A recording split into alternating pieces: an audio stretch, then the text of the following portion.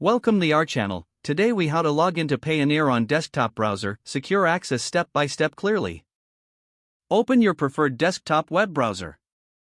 In the address bar, type in the URL www.payoneer.com and press enter.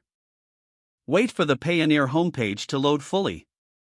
Look for the login button, usually located in the upper right corner of the page.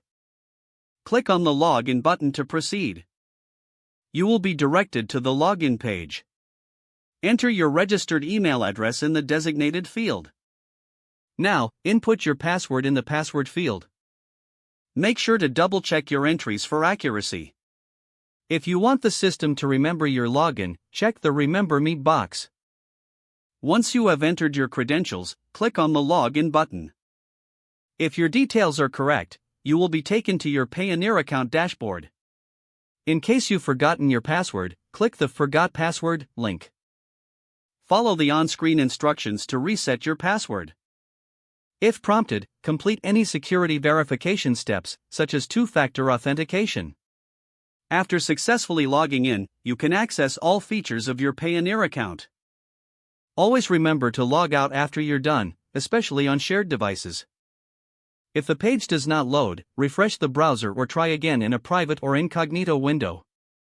Make sure you are using the correct email address, then retype it carefully to avoid small typos. If your password is not accepted, use the reset option and create a new strong password you can remember. Check your spam folder for verification or security emails, then complete any requested confirmation steps. Enable two-factor authentication if available to improve account security and reduce unauthorized access risk. After signing in, review your profile details so your contact information and settings are accurate and current. If you see an error message, note it down and try again after restarting your device and internet connection. Log out when you finish, especially on shared devices, to keep your account and payment information secure.